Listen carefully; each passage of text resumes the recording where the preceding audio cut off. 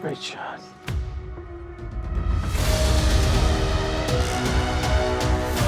What's so funny? You're all about to die. There's like 20 of us. Then you're outnumbered. Savage. Hey, what's going on out there, YouTube family? This is Sammy Leggett here representing TeamJVS. I am back here again for another movie review. This is a Netflix feature film. Name of it is called Kate. Now, this is Mary Elizabeth Winstead. If you don't know who she is, look at 10 Cloverfield Lane or Scott Pilgrim versus the World. She's an amazing actress, and she plays the role of Kate. Kate is a crazy good assassin that after one mistake that I'm not going to go into with spoilers, she gets put in a situation where now she is literally only got 24 hours to live. Now, you've heard this before.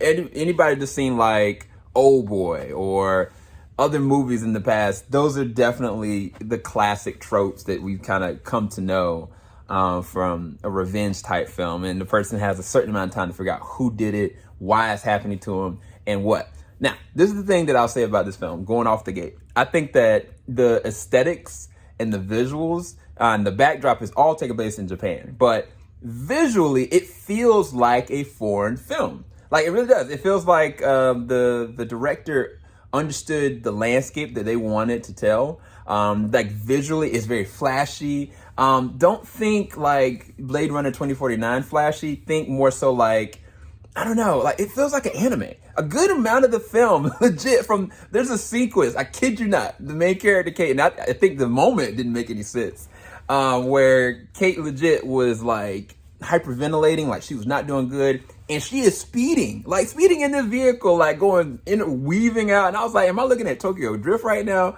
And like, then all of a sudden something happens, and I was like, visually, this looks like an anime. Like this plays like something like would happen straight out of an anime. And I love that. Like, I really do. The visual aesthetic of this, I'm with. From the style to some of the shots it pans in really closely to the panned out shots. Now, this is one of the things that I'm going to say that other people can disagree if they want to. This reminded me a lot of three specific films, okay? One is Atomic Blonde. So Atomic Blonde has really good choreography. And I think that the fighting, you could tell the whole entire time Mary Elizabeth Winstead is doing her stunts. Like, she's doing all of them, whether it is gunplay, whether it's hand-to-hand combat. And she's got that ferocity. As an actress, she knows action. I mean, watching her in Birds of Prey, I was kind of like, oh, okay, but this one, you get to see her go in. Like, some of the stuff that she does, like, even the physical, practical effects are freaking dope. Like, there are some scenes that I was like, yo, this action moment is so lit, it's so good.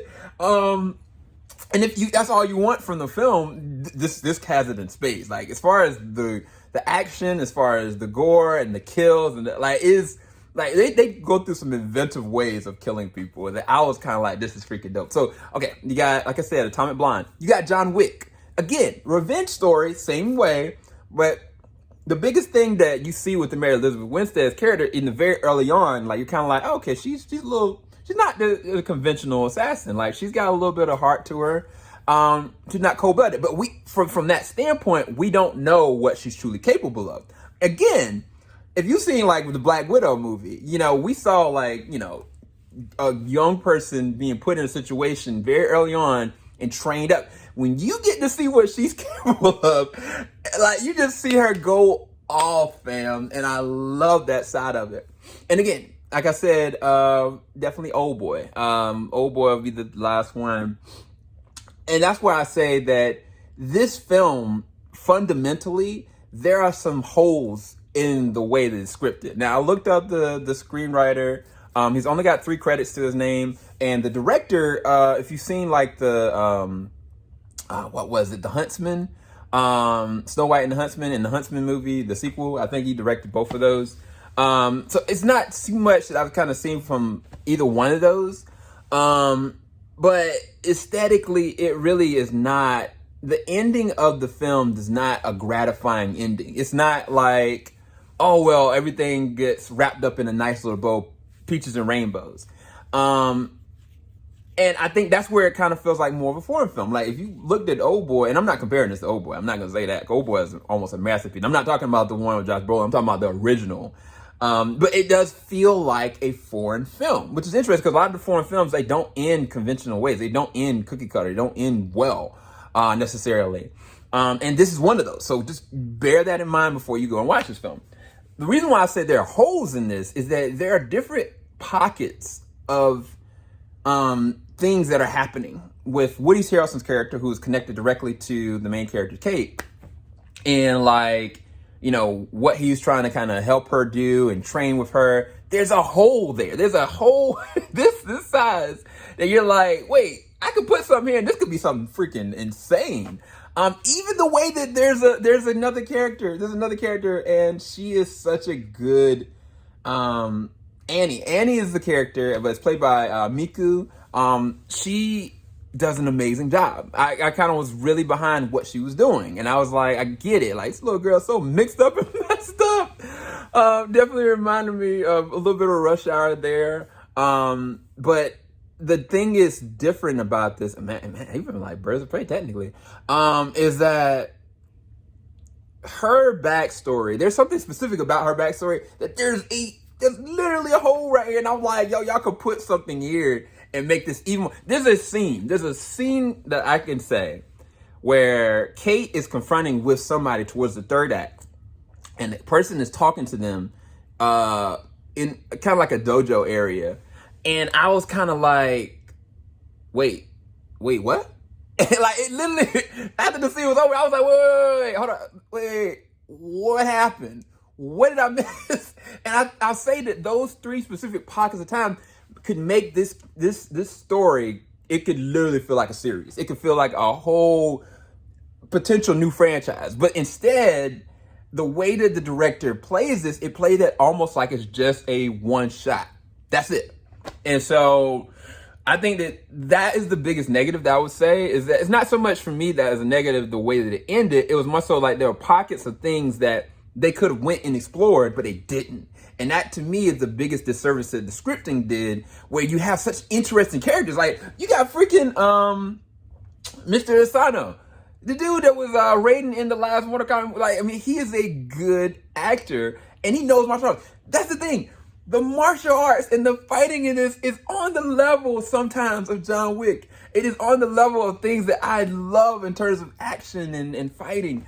And so for me, I was all behind it. Like, I had a great time. But part of that, though, is I didn't even look at the first trailer. I didn't have any expectations going into it. I knew, and if you get the same understanding as what I'm about to tell you, is that this is a assassin who has killed people for years that is, at this current time, dying. She's got 24 hours to live. And no matter what, you know, she's going to figure out what happened and how to, you know, exact her revenge on the ones that kind of put her in this situation. And that's it.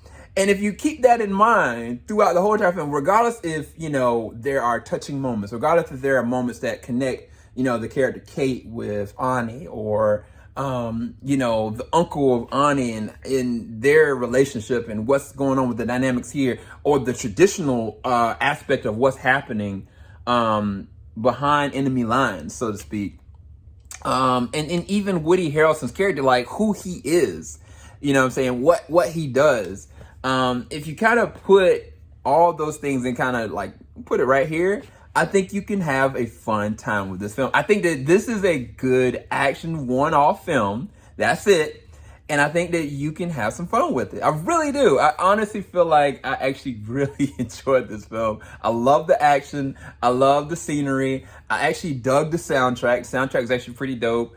And Mary Elizabeth Winstead and Miku Patricia, just them alone and their dynamics and their dialogue, it's hilarious. And this is all rated R. Like, there's no holding back. I mean, it's got everything except for nudity, bro. Like, it is a bloody mess, and I love it. I really do. I rate this at a 8 out of 10. Definitely go and check it out once it releases out on Netflix next week. So I'll talk to you guys soon. Keep it locked. JVS Wing and Stop. Make sure you like, subscribe, hit that bell button. If you want to talk to me a little bit more, you can reach me on Twitter at SuperSEL0320. I'd love to talk with you more about more of this. Peace, guys.